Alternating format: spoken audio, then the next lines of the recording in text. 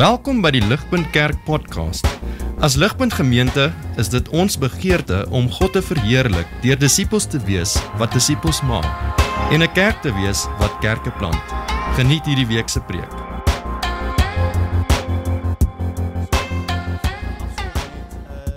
Madeleine se storie. Ons vind Madeleine se storie in Oliver Sacks se boek. Hy's 'n neuroloog en hy het 'n bestseller geskryf, The Man Who Mistook His Wife for a Hat. Okay, as die skoen pas, okay? Nee, dis nie wat julle dink nie. Hy skryf stories oor sy pasiënte, hy's 'n neuroloog. En hy skryf stories oor hoe sy pasiënte cope met hulle handicaps, hulle gebreke. En in sy boek vertel hy Madeleine se storie van hoe sy in 'n ritme vasgevang was wat gelei het tot verdere gebrek, nie verdere bevryding nie. So Madeleine kom by Dr. Sacks aan en sy 60 jaar op daai stadium, sy was blind gebore met cerebral palsy. So dis 'n verswakte spierkoördinasie van geboorte af, onder andere. En wat Sacks geskok het van Madeleine is, hy praat met haar en hy besef, hierdie girl is hoogs intelligent. En hy vra haar eendag, Madeleine, jy moes al 1000 boeke gelees het, as ek net met jou praat, jy's hoogs intelligent, jou braille, jou lees met jou hande moet uitstekend wees. Hoe het jy soveel inligting opgegaar? Sy sê vir hom, dokter, ek het nog nooit met my hande gelees nie. Alles wat ek al gelees het, was vir my hardop gelees. My hande is useless. Ek kan nie braille lees nie, ek kan niks met my hande doen nie. Op presiese woorde in sy boek was, my hands are useless clumps of dough. Sacks was geskok, want hy het dadelik opgelet, dat daar behoort nie eintlik iets fout te wees met haar hande nie. Haar hande is nie so geaffekteer, soos wat sy dink hulle is nie. En sy vrees was, dat alhoekom haar hande nie gewerk het nie, was bloot omdat sy hulle nooit gebruik het nie.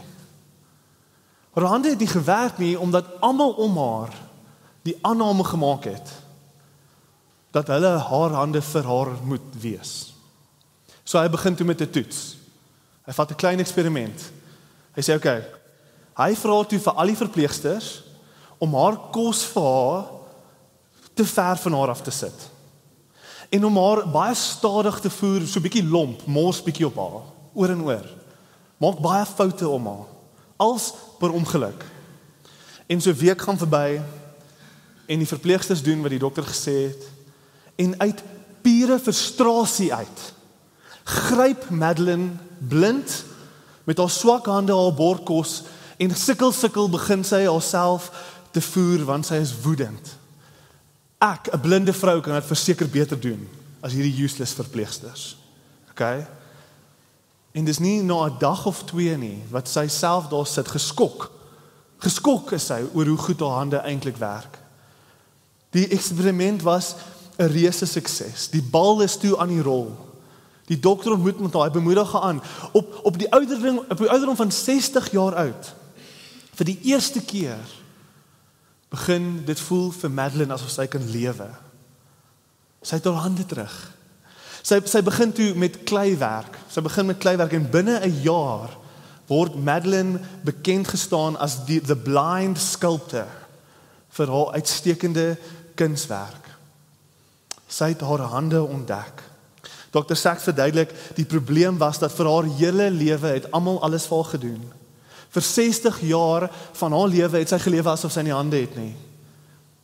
Vir 60 jaar. En natuurlik het haar gebrek teruggehou, maar die punt wat Dr. Sacks maak is, nee. Dit was die idee, die gedagte, die leuen dat sy nie hande het nie. Dit was wat haar werklik teruggehou het.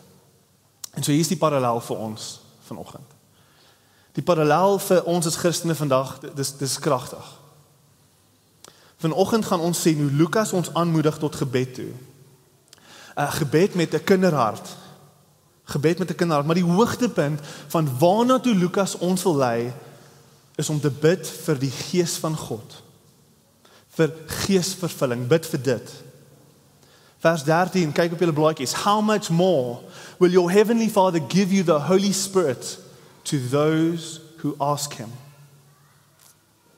Ek glo die woord van God vanoggend wil vir ons wys dat ons moet bid vir die Gees, ons moet vra soos kinders, want die probleem is as Christene vandag is dat ons baie soos Madeline is. Ons probeer sonder die krag van die Gees ons geloof uitleef. En dis soos om deur die lewe te gaan sonder hande. Die Gees van God is soos geestelike hande en sonder hom gaan ons vreeslik sukkel. Hoekom is soveel Christene vandag moeg, leeg, magteloos, frustreerd? Want dis hoe jy voel sonder jou hande, sonder 'n werklike gereelde geestelike staatmaking in ons lewens is dis die gevolg. So ek wil hierdie vir ons verder uitpak. Deur na 3 punte te kyk soos wat ons deur hierdie teks werk. En so kyk saam maar hierdie is die 3 punte. Ek het dit vir julle opgesit want dis bietjie complicated. So die eerste ding waarna ons gaan kyk is die prioriteit van gebed vir die Gees. Die tweede ding waarna ons wil kyk is die kinderhart in gebed vir die Gees. En derdens die gebed vir vervulling van die Gees. En ek sit vir die Gees aan die einde van elke punt, want alhoewel vandag gaan oor gebed, is Lukas se hart om ons te lei om te bid vir die Gees. So kom ons spring in die eerste punt hierso. Die prioriteit van gebed vir die Gees. So in voorbereiding vir gebed, voor Jesus sy disippels leer oor gebed, skryf Lukas vir ons, hy pen hierdie verhaal oor Maria en Martha. En hy doen dit baie doelbewus. Want hy wil ons die prioriteit van gebed leer deur hierdie 2 sissies se storie. En so ons vind vir Martha en Maria, die sissies, en ek weet nie of julle dit sien nie, maar ek neem dadelik aan Martha as die ouer sissie. Okay? Eerste geborene vat al die verantwoordelikheid op haarself, né? Sy voel soos die ouer sissie, die jonger een, happy go lucky. Kan nie minder omgee nie, ek wil net by Jesus sit. Okay? Martha en Maria maak hulle huis oop vir Jesus en hulle moet gasvrouens wees. En natuurlik as jy jou gasheer is, baie goedjies doen. As jy 'n goeie gasvryheid wil uitlewe, moet jy baie goed te doen. Martha vat alles op haarself en Maria sit net en luister vir Jesus. Martha raak kwaad. Haar jonger sussie sit net daar terwyl sy alles doen. Sy kry die water reg sodat hulle voete kan was na 'n lang dag. Dan hardloop sy en sy dek die tafel. Dan moet sy die brood gaan sny. Dan moet sy vir Petrus wys waar die badkamer is. Dan moet sy die olyfolie uithaal want dis op. En so gaan sy aan en aan. Moeg en frustreerd sê Martha, Jesus, Lord, don't you care that my sister, kyk na vers 40, don't you care that my sister has left me to do all the work by myself? Tell her to help me. Jesus se woorde is kragtig en hy gaan dadelik stadiger. Ek weet nie of jy dit sien nie, hy gaan stadiger. Hy sê aan hom 2 keer. Hy praat skielik met erns met haar. Hy gaan stadiger. Hy sê Martha, Martha. Dis 'n desperaatheid in Jesus se woorde dat Martha regtig moet hoor wat hy vir haar wil sê. Hy probeer haar lewe stadiger maak in die angs en besig wees.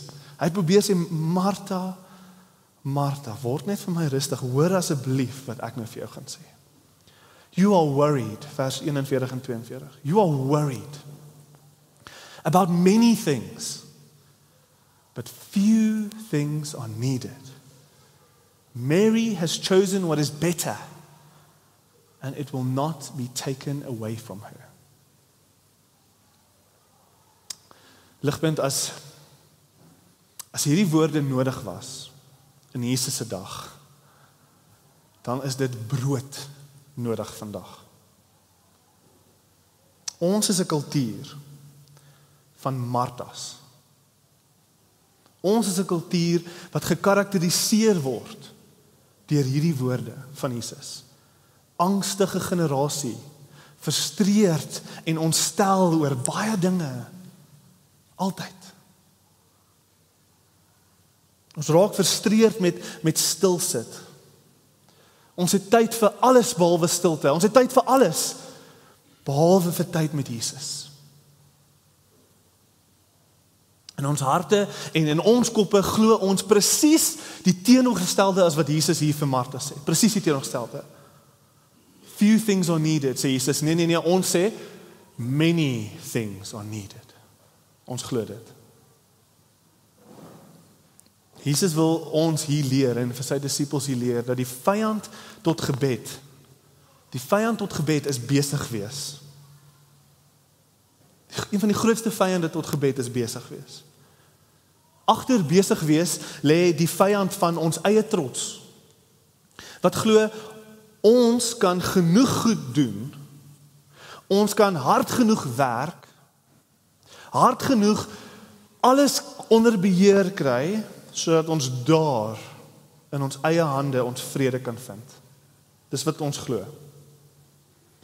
En in die midde van al daai, die belangrikheid van ons eie hande, vergeet ons om by Jesus te gaan sit.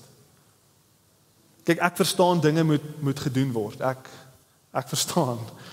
Ek is self baie sleg met hierdie. Ek voel die druk van God se woord. Ek voel self die gejaag van ons kultuur, veral in die stadslewe. Ek voel dit. Ek voel dit op die paaie, ek voel dit by die werk, in die winkels. Ek sien dit wanneer ook al ek in 'n queue staan. Het jy al in 'n queue gestaan? En as jy langer as 5 minute sit, dan gaan daai voetjie en hierdie persoon begin op die voet. Almal raak angstig in daai wag. Ek voel dit. En hoor asseblief, dis nie dat ons nie dinge moet doen nie.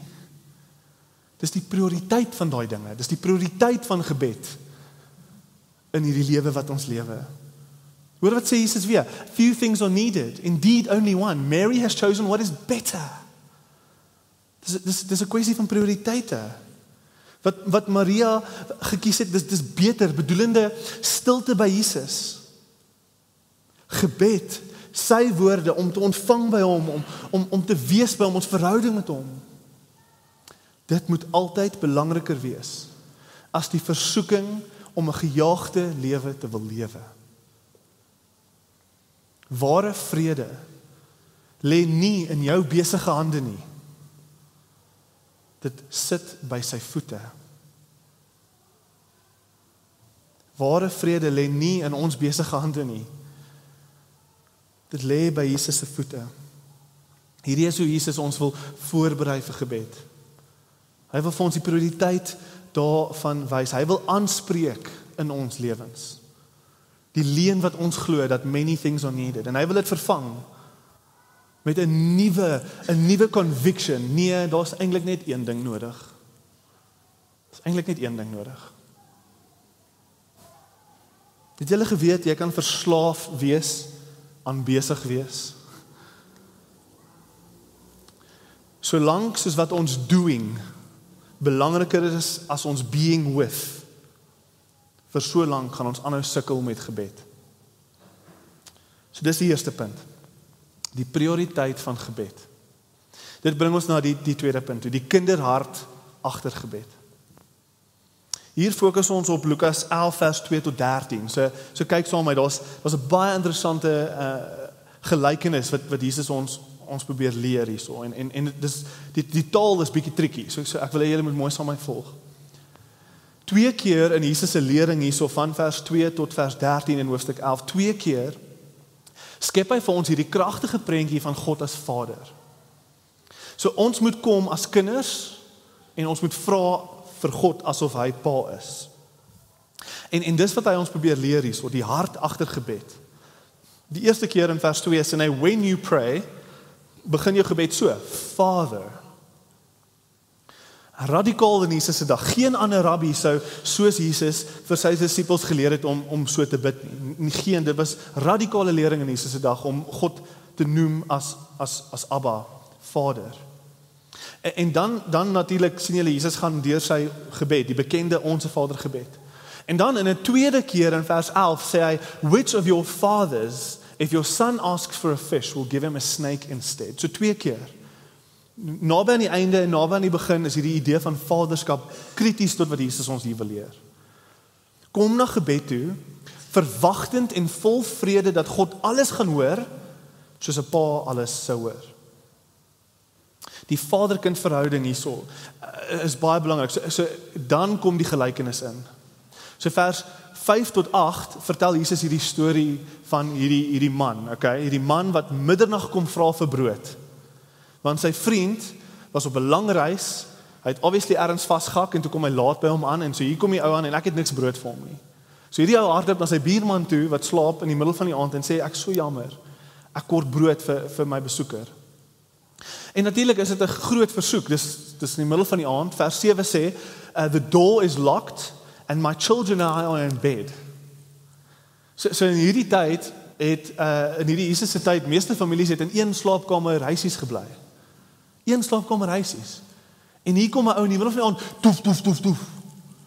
Ek, as die man van die huis, moet nou oor my vrou klim, oor my kinders klim, ek moet die balk wat die deur toe hou optel, en ek moet hierdie ou 12 vir die aand help, omdat hy slapgat was. Okay, dis die prentjie. Okay. En hier is waar vers 8 belangrik is. Vers 8, klaar, dit klink asof hy dit nie wil gee nie, en dan gee hy dit. Okay, ek wil nie, maar die punt is, wat basies hier gesê word is, al wil die ou glad nie opstaan nie. Hy slaap. Al wil alles in hom neus sê, die laaste ding wat hy wil doen, is om sy vrou wakker te maak, en sy kinders wakker te maak.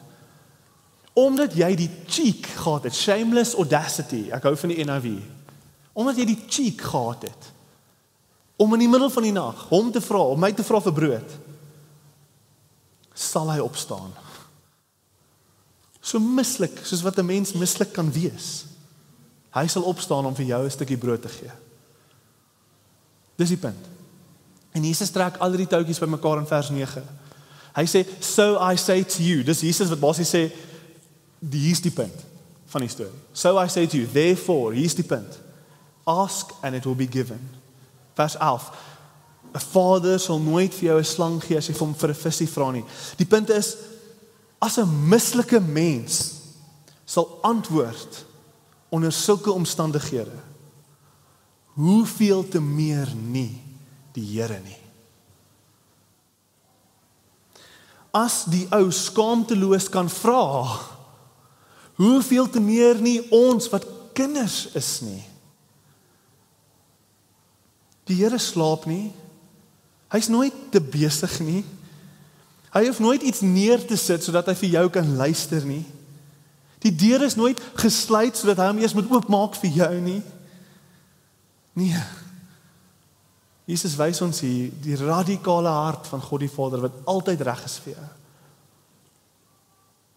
En hierdie is belangriker as wat ons dink en ek wil dadelik so 'n bietjie 'n onderskeid hier tref tussen 'n gelowige se hart in gebed en 'n ongelowige se hart in gebed. Hierdie is dieper as wat ons dink. Die gelowige ervaar God regtig soos 'n pa. Die deur is altyd oop. Hy is 'n vader wat net die beste vir my wil hê. Ek sukkel partykeer, maar ek het 'n innerlike vertroue dat hy my hoor. Ek weet hy mag dalk ja of nee sê en as wanneer hy nee sê, weet ek hy weet beter, die gelowige. Ek weet ek kan hom enigiets vra, ek weet hy hoor my en ek voel wanneer ek bid dat hy eintlik iets van my skouers afgehaal het. Ek voel dit. Ek voel ligter na ek gebid het. Ek weet hy het my gehoor. En ek weet hy gaan my expectations exceed. Wat ook al ek vir gebid het, hy gaan beter gee. Ek weet dit. Hy sal nooit 'n slang gee as ek vra vir 'n visie nie. Dis die gelowige. Dis die gelowige se ervaring van God. Dis 'n verhouding, 'n intieme verhouding. Maar die ongelowige nie so nie. Die ongelowige is daar nog steeds diep in ons hart 'n wantroue teenoor God vir die ongelowige. Daar is vrees, daar is onrus, en agter alles is daar diep binne jou die idee dat God nie eintlik omgee nie. Hy is nie daar om vir jou te luister nie. Dis nie die moeite werd om hom te vra nie, want hy is te besig met iets anders anyway. Gebed, indien dit deel is van jou lewe, is baie meer soos 'n besigheidsverhouding. Dis iets wat jy moet doen, Jy moet dit doen, jy moet daai boksie check, anders dan gaan jou lewe uitmekaar uitval, want gebed vir jou is meer 'n ding van soos, as ek my deel bring, gaan hy sy deel bring, is besigheid. As ek hierdie geloofsboksies check, dan gaan God sy boksies check. En ek raak kwaad vir God, as hy nie sy boksies check, en ek het myne gecheck nie. Dis, ek dink, so bietjie, kan dalk as 'n ekstreem gesien word in my verduideliking daarvan. Daar's nuance daar, maar die hart daarvan dink ek is waar. Dis 'n radikale verskil tussen die gelowige en die ongelowige wanneer dit kom by gebed. En die punt is regtig, dis onmoontlik. Dis onmoontlik om te vra soos 'n kind, as jou ervaring enigstens is, soos wat ek nou net beskryf het vir die ongelowige. Dit is onmoontlik om te vra soos 'n kind. 'n kind is skaamteloos. 'n kind hardloop deur crowds om by sy pappa uit te kom. Dit is onmoontlik om met daai hart te kom na die Here toe, as jy enigstens voel wat ek net nou beskryf het oor God. En so hoor Jesus leer sy disippels oor gebed met sy oë op die kruis. Hy weet wat kom. Dis hoekom hy vir sy disippels kan sê, bid hier, bid so, Vader. Want hy weet wat hy gaan doen. Hy weet wat hy gaan doen om ons kinders te kom maak. Lees saam my, hierdie is Jesus in Johannes wat praat oor Jesus se mission, okay? Johannes hoofstuk 1 vers 12 of 13. Yet to all who did receive him, the true Son, to those who believed in his name, Jesus, he gave the right to them to become children of God. Children not born of natural descent, nor of human decision or of a husband's will, but children born of God. God bewys sy liefde aan ons deur sy seun te stuur. Jesus, die gehoorsame seun, sterf, word afgesny van sy Vader, sodat ons deur geloof aangeneem kan word as kinders van God. Dis wat Jesus kom doen vir ons. Dis nie 'n kontrak nie. Hy's nie die baas en ek werk vir hom nie. Dis nie besigheidsverhouding. Ek bring my deel, hy bring sy. Nee. Dis ryker as dit. Jesus doen alles. Hy doen alles sodat ons ingenooi kan word in die diepste verhouding moontlik. Die verhouding tussen 'n pa en sy kinders. Luister, om iets te vra is moeilik, né? Dink daaraan. Om enige iemand iets te vra is moeilik. By ons werk wil ons al self doen. Ek wil nie daar ou vra vir 'n guns nie. Ek wil nie vra my te help nie. Vir ons vriende selfs partykeer. Om iemand te bel en te sê my kar het afgebreek, kom help my. Dis moeilik. Selfs vir ons, selfs wel vreemdeling is out of the question. Ek gaan nooit 'n vreemdeling iets vra nie. No ways. Ek heeltemal te skaam. Ons huiwer altyd om iets te vra, want ons glo in ons harte, ons inconvenience hulle. Wat gaan hulle van my dink? Ja, dis eintlik die punt van Jesus se gelykenis. Hoe skaam moes daai ou nie gekry het om iemand anders te gaan wakker maak 12 uur die aand? Nee. Dis die ultimate inconvenience daai. Maar nooit vir kinders nie. Inconvenience is nie eens 'n woord in die kind se woordeboek nie. Dit is nie. 'n kind sal sy ouer alles vra sonder 'n druppel van skaamte, al het jy die slegste dag gehad. Dis wat 'n kind sal doen. Hy gee nie om hoe moeilik die dag was nie. Ek is honger, mamma. Ek is honger. Gee vir my. Daar's hierdie veiligheid wat 'n kind ervaar met sy pa of sy ma. Daai ouerverhouding, dis dieper as enige iets. En die Here sê kom. Dis die verhouding wat julle in moet gebed voer. Dis dit. Die groot vraag hierso is, hoe voel jy? Hoe ervaar jy vir God? Is jy 'n kind? Voel jy inconvenience hom met jou gebede? Voel jy dit? Voel jy moet eers die deur vir jou oopmaak en oor sy vrou en sy kinders klim, voor hy by jou kan uitkom? Want ek wil vir jou sê, as jy so voel, mis jy iets groots. As jy nie voel soos 'n kind nie, is daar 'n groot kans dat jy nie 'n kind is nie. Dis die eerlike waarheid. God as Vader het sy kind gestuur, Jesus Christus, sodat ons kinders kan word. Kyk na Jesus, hy het alles gedoen sodat jy kan kom om sonder enige inconvenience. Jy kan kom, Jesus het homself laat skei van sy hemelse Vader af om jou 'n kind te maak. Vra hom net. Waar ook al jou hart is vanoggend, wees 'n kind. Vra hom. Vra vanoggend, Here, sal U alles kom skei wat tussen my en die Vader is op hierdie oomblik. Al my sonde, al my trots, al my tekortkominge. Jesus, sal U alles dit op die kruis vat en sal U my weer 'n kind kom maak. Bid dit vanoggend. Bid dit vanoggend, word 'n kind. Dit bring ons na die laaste punt toe. Ons het gekyk na die prioriteit van gebed, ons het gekyk na die kinderhart agter gebed, maar nou kom ons by gebed vir die Gees, vir vervulling van die Gees. Hierdie is eintlik waarna toe Lukas ons wil lei. Hy wil hê ons moet die ander goeders verstaan, so belangrik soos wat daai goeders is. Maar die fokus is hier, hy wil regtig hê ons moet bid vir die Gees. In vers 13 lees ons, if you then, though you are evil, know how to give good gifts to your children, how much more will your heavenly Father give the Holy Spirit to those who ask Him?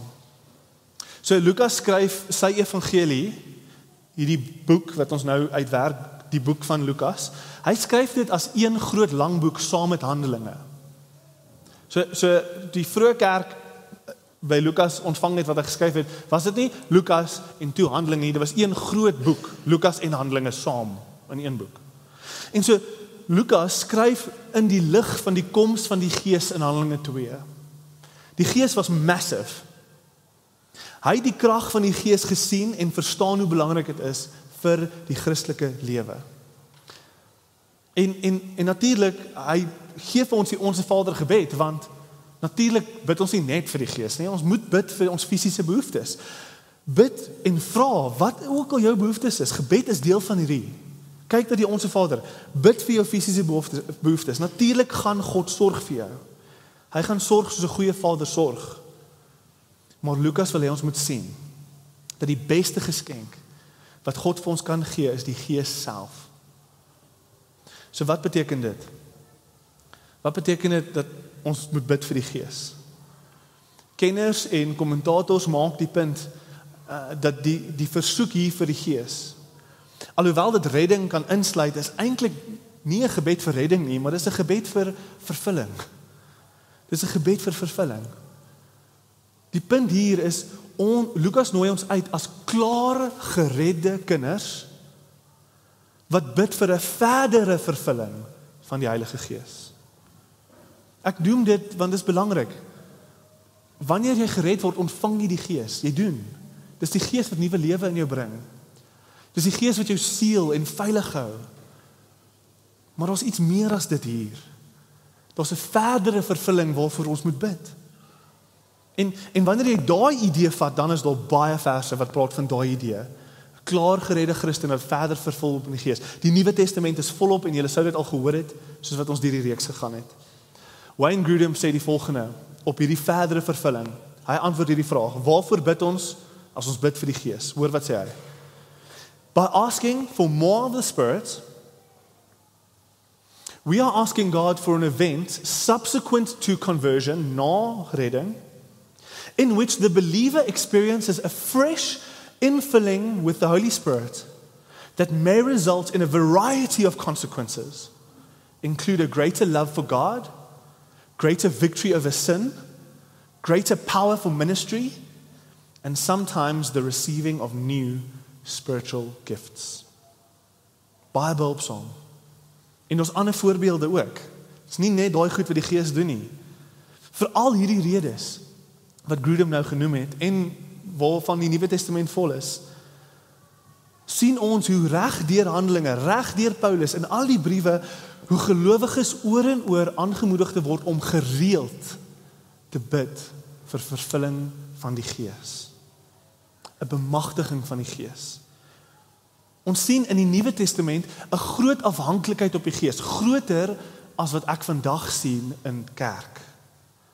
Daar was daai tyd 'n groter staatmaking op die Gees as wat ek vandag sien in die kerk. Die derde persoon van ons drie-enige God, God die Gees, die Heilige Gees. Hy is in die Nuwe Testament is hy 'n divine companion. Hy is gegee as the great comforter. Die een wat altyd by jou is. Hy is die een wat jou lei in alle waarheid.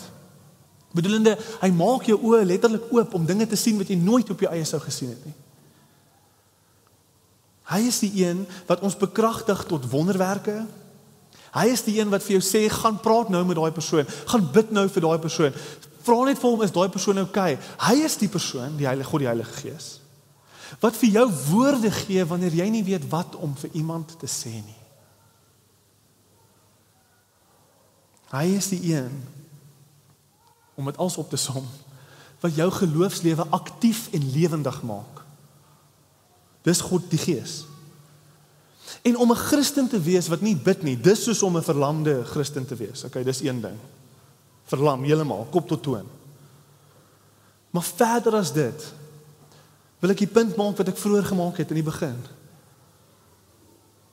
Om 'n Christen te wees wat nie afhanklik is van die Gees nie, en om nie gereeld te bid vir die Gees nie, dis soos om 'n Christen te wees sonder hande. Dis soos Madeleine.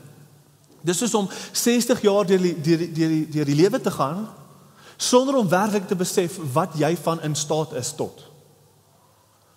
Daar's die wêreld oop voor jou wat jy kan bereik, daar's 'n krag in jou wat jy nie eens begin om te verstaan nie. Jy kan die blinde kunstenaar word. Maar jy maak nie staat op jou hande nie. Jy maak nie staat op jou hande nie. Dis waar ek glo ons is as moderne Christene. Ons besef nie die krag wat in ons lewe nie. Ons besef nie die krag van die Gees in ons wat deure vir ons wil oopmaak in ons geloof nie. Die Bybel sê, dieselfde krag wat Jesus uit die dood uit opgewek het, lewe nou in jou. En so die toepassing is redelik eenvoudig. Voel jy droog vanoggend? Is ons moeg? Voel dit asof ons Christendom magteloos staan? Magteloos. Hande afgekap. Is ons moeg vir glorieryke teologie met geen ervaring vir die realiteit van daai teologie nie? Is ons moeg vir dit? Is Sondagoggende aanbidding leeg? Weet jy hoe belangrik is die Heilige Gees vir ons om werklik te kan aanbid hier op Sondagoggende? Jesus sê, you will worship in spirit and in truth. Sukkel jy met aanbidding? Kom jy laat by die diens aan want jy wil die musiek mis? Dit gaan selfs so ver as 'n gebrek aan dankbaarheid teenoor God. Want alles is in jou eie menslike hande, nie in jou geestelike hande nie. Jy maak staat op jouself, nie op die Gees van God in jou nie, en so daar's niks om voor dankbaar te wees nie. Jy's net frustreerd met Suid-Afrika, jy's frustreerd met jou lewe, jy's frustreerd met jou familie, alles is moeilik en ek haat my lewe. Voel jy so? Smag jy na 'n lewendige geloof met meer vrugte, beide interne vrug van die Gees, maar ook uiterlike vrug, wat vir jou moed gee en vreugde gee om te kan praat met Jesus vir jou verlore vriende en familie. Smag jy vir boldness, sodat jy met daai persoon kan praat wat verlore is, wat jy altyd vermy by die werk. Boldness. Smag jy vir oorwinning van jou sondes. Dis hoe breed die aktiwiteit van die Gees strek. Dis hoe breed dit is. As jy so voel, soos enige een van die goed, is jy 'n goeie kandidaat vir die vervulling van die Heilige Gees. En die goeie nuus is, presies wat ek vroeër gesê het, hierdie is die goeie nuus. If you then, Though you are evil, know how to give good gifts to your children. How much more so will your Father in heaven give you the Holy Spirit if you ask him? Kom ons vra net weer daarvoor. Dis so eenvoudig. Kom ons wees kinders wat sonder skaamte ons Vader in die hemel vra vir meer van die Gees se werking in ons lewens. Hy sal en hy wil dit vir ons gee. Hy gaan nie vir jou 'n slang gee nie. Hy wil vir jou die Gees gee. Hoor net gou hierdie storie. Hierdie is D.L. Moody. D.L. Moody was 'n predikant en 2 vrouens in sy kerk het gebid vir die Gees in sy lewe. Hulle het gesien, hulle dominee is moeg, frustreerd, koud en sy preke is net soos boring. Net is koud. Hierdie ou het al sy passie vir Jesus verloor. Hulle sien dit en hulle is bekommerd. En hierdie 2 vrouens vat dit op hulle self nie om na ander kerke te gaan nie. Okay? Hulle gaan en hulle gaan bid vir hulle pastoor. Hulle gaan bid vir Moody. Okay? Hierdie is in die 1800s, laat 1800s, bid hulle en hierdie is wat Moody sê gebeur het met hom. Na 'n rukkie van gebed vir hom. Hy skryf hierdie. Moody sê, one day in the city of New York, oh, what a day. I cannot describe it. I seldom refer to it. It is almost too sacred an experience to name. I can only say that God revealed himself to me and that I had such an experience of his love that I had to ask him to stay his hand. I went to preaching again. The sermons were not different. I did not present any new truths, and yet hundreds were converted. I would not now be placed back where I was before that blessed experience if you should give me all the world. It would be small dust in the balance. Dis wat die Gees van God kan kom doen. As ons soekend bid vir vervulling van die Gees. In ons geloofsreis, waar ook al jy mag wees, of ons mag wees, ons kort die 3de persoon van ons drie-enige God, God die Gees. En ons kort 'n gereelde, vars en kragtige geestelike herinnering van wie God is, van wie Jesus is, en van wat ons kan bereik met hom aan ons sy, in ons, deur ons. En so dis wat ek wil hê ons nou moet doen. Dis wat ek wil hê ons, ek wil net hê ons moet afsluit met 'n oomblik van stilte. Waar ek julle wil aanmoedig om te vra soos kinders vir God die Gees. Om jou te kom volmaak, net waar jy hierso sit, met wat ook al jou geestelike behoefte is. Kom vra dat die krag van die Gees jou sal help om te oorwin met dit waarmee jy sit. En so ek wil vir ons 'n oomblik van stilte skep waar jy net daar in die stilte waar jy sit sal bid vir die Gees. En na 'n oomblik gaan ek vir ons afsluit. Kom ons vra vir die Gees soos kinders van God. Kom ons bid saam. Papa, Vader, kom nou en maak ons harte vol van die Gees wat klaar in ons is. Ons bid dit in Jesus naam alleen. Amen. Vir meer inligting oor Ligpunt Kerk, besoek gerus ons webwerf op www.ligpunt.com of kontak ons gerus by info@ligpunt.com.